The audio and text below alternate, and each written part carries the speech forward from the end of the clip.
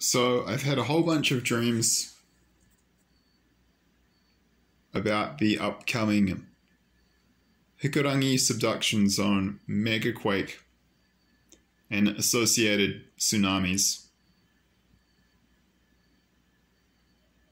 Not so much about the wider Trans-Tasman megaquake swarm and associated tsunamis, because these dreams have all pertained to New Zealand. So if you've watched my earlier videos on the subject, you will recall that I was given a dream late last year that was very detailed. And I will go through some of the detail that I didn't upload for that dream at the time, late last year, in this new set of videos now. But in this longer dream, I was told that when this earthquake happens, it'll be one of 4. And 2 of the earthquakes are off the coast of New Zealand and 2 are off the coast of Australia, so Australia gets hit too.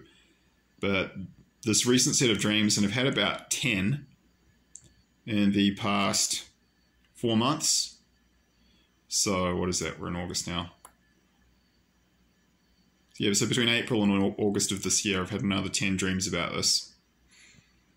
Actually more than 10, but I'm only going to do video uploads with content from those 10, because there were a few others, but less important. They were less important, all the content is a repeat of the content in these 10 that I'm going to talk about now.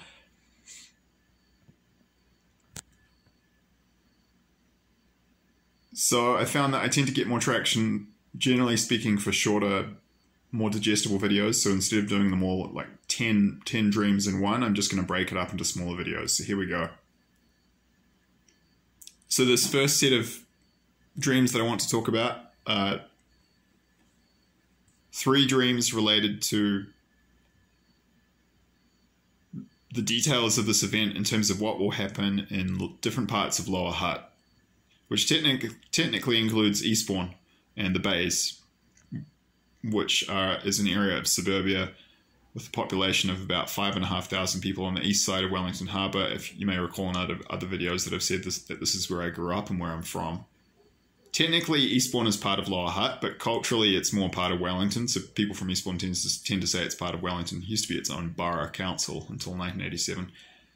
But yeah, legally and administratively it's part of Lower Hutt, so for purposes of this video I will group it in with Lower Hutt. So the first dream I had around this, there's other detail in all of these dreams, but it's irrelevant, so I'll just focus on the parts that gave me a message about this topic. So in this part of the dream, yeah, there's other stuff going on, but in this section I was on a bush track, like a walking track up behind Eastbourne, up behind the hills there.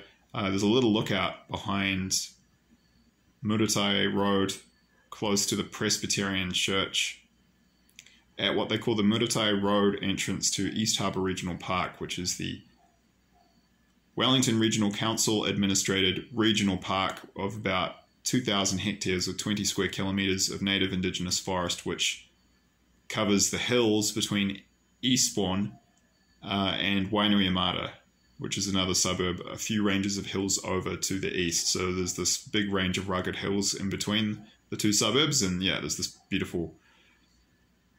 it's a beautiful area of forest, and it's protected in this regional park by the local government. And there's this, I was walking up this track at the lookout near the entrance to Muritai Park track, and the earthquake had happened, and what I saw is that very large boulders had been dislodged from the very steep side of this hillside, very steep face of this hillside rather. And this part of the hillside has a vegetation covering of relatively short scrub. It was cleared for pasture over 100 years ago and it never really recovered, whereas a lot of the hills further to the north and the south have forest cover which is much older, in some cases even primary forest which has never been cut. It's actually one of only 2 places in the entire North Island where primary or old growth native forest comes down to the sea, literally one of 2 places on the entire island, so it's a very special place, magical energy for that reason. But I think that's one of the reasons that the landslides had happened here and that these massive rocks have been dislodged, because the yeah, the soil and the structure of the earth is less stable and held together because, you know, when you've got roots of huge trees, it really holds it together. So I think that's one of the reasons why this had happened there. I'd always looked at that hillside, that face of the hill. It extends from that area behind Muritai Park Track all the way to the north to the area immediately behind Muritai School, where I went to primary school. And yeah, so I'm not surprised that that's what I was shown in the dream, but this dream seemed to be showing me that there will be landslides behind Eastbourne after this earthquake. I don't know how big they'll be, but some rocks will be dislodged. Had a previous dream about a landslides associated with this earthquake, and those were occurring in Aro Valley. And I think I put those details in the video that I uploaded about the sinking of one of the inter-islander ferries in this event, which would be caused by the tsunamis after the earthquake. So that's that part. Second part was quite alarming and confusing at first because I was surprised by this detail. So in this dream, I was in another part of Lower Hutt. I was in the central business district of Lower Hutt City. For those of you who know this area, I was on, what's it called? I forget the name of the street off the top of my head. But I was out the front of one of the sides. It's not that important. I was along one of the sides of the Westfield Queensgate Mall. And if you know the area where the bus stops are outside that mall, on that street, it was on that street, but immediately to the east, about 100 meters. I'll do a little research on Google Maps after this and put a note in the description as to exactly where this was. Yeah, just useful for people who know the area to get understanding of where I'm talking about. And I was speaking to a local New Zealand European woman from Lower Hutt. She would have been mid-40s, so middle-aged. And we were standing there on the road beside this mall. You know, this building is several stories high. That building is several stories high. And she just matter-of-factly looked me in the eyes and told me that when the tsunamis hit Lower Hutt, the water level will be 15 meters high in the center of the Lower Hutt City Business District, in the exact area where we were standing, which really surprised me. I didn't think it would be that much at that point. But to be fair, if you go back and watch my long video about these events entitled The Hikurangi Prophecies, which is around 35 minutes long, which I uploaded late last year, I do recount one dream in that video where I saw the extent to which the tsunamis had come and land up the Hutt Valley through Petone, you know, Waifatu, Woburn, all these suburbs. As I was viewing it from the hills of Korokoto on the western side of the Hutt Valley, yeah, just up the hill from Petone, I'd escaped up the hill from Petone to get away from the tsunami, and I was looking down at how far the water had come in. You may recall, if you'd watched that video, and you can go watch it if you haven't, which I would recommend doing, because all this detail is useful if you want to understand what's coming. But you might remember, or again, you can go see it now, that I said that it looked like the ocean had was now extending up the Hutt Valley 1 or 2 kilometers. So maybe I shouldn't be surprised. I had kind of seen it before, but it sort of blew my mind that she was saying that the level of the seawater when it came in the tsunami would be 15 meters high, which is, it's the height of a 4 or 5 story building. That's 45 feet high for any Americans watching this. And yeah, it's still really deep given how far in it is. I think it's 1 or 1.5 kilometers from the sea at Petone at that point. But what I'm guessing will happen is that the tsunamis will come up the Hutt River, and then they'll breach the stop banks. The stop banks of the river. So there are artificially large, banks that have been built up to prevent, prevent floodwaters from that river encroaching upon and, damaging suburban areas in the Hutt Valley. But the tsunami is going to be so big that it will easily breach those. So I guess from that perspective, it kind of makes sense. It sort of blew my mind though. That's really deep water.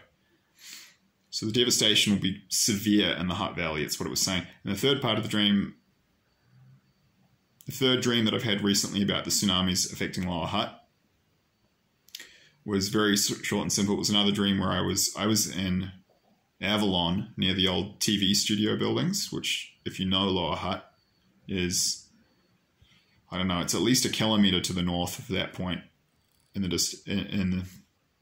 that city, maybe two kilometres or more. It's quite a lot further up the valley, and the valley itself is a smooth, shallow incline. You know, you're moving slowly uphill despite the whole thing being more or less flat as you go to the north. So the tsunamis are only going to get so far because, you know, there is this shallow gradient uphill as you move up the valley. So this message was about that. I was in that area near Avalon, and I was near the house of the mother of an old friend of mine who I grew up with in Eastbourne. And I was friends with him until about 3 years ago, and then we had some big arguments and the friendship ended, although I've had dreams recently suggesting that we will be friends again in the future. That's just beside the point. It's just some context. Anyway, his parents split up 3 or 4 years ago after being married for many decades. It was a bit of drama, and after the settlement, it was a messy breakup, but the husband, my friend's dad, to be fair, treated the mum fairly with regards to money, and he gave her a decent chunk of money to buy a nice house, a decent house in this area, so she wasn't exactly left on the street. And she bought a house, from what I recall, I could actually be wrong, but this is just what the dream... It wouldn't matter if I was wrong because the dream was about the location. But I think from memory, she bought a house in that area of Lower Hutt, around Avalon. And in the dream, I was just being told that the house of this woman, mother of this ex-friend of mine, was told that it will be safe from the tsunamis and the floodwaters. So the tsunamis will go far up the Hutt Valley, and from what I was told, I believe these dreams are prophetic. I believe this will happen. So I believe there will be water that's 15 meters high, 45 feet high, 3 to 4 stories deep in the center of the Hutt Valley Business District. But it will peter out by the time it gets to Avalon. And yeah, as I said before at the start of the dream, there's going to be damage from landslides, not just in Ira Valley, but in Eastbourne. And presumably in other parts of the Wellington region. But there you go. There's 3 more dreams with some additional detail about what's coming when these tsunamis hit Wellington and Lower Hutt in the near future. I would recommend watching all the other videos on the subject if you're interested, because there's lots of useful details in the others, but I've determined that it's better to break them up to make it a bit more digestible, rather than do them in huge, like 30 to 60 minute blocks. So yeah, as I say, if you are interested, have a look at the others, because they all represent small pieces of a large jigsaw puzzle, but to make sense of the entire picture, you need at least 60 to 70% of the pieces. So it's well worth your time to check out the other videos if you're interested in the subject. And yeah, I'll leave it there. Thank you.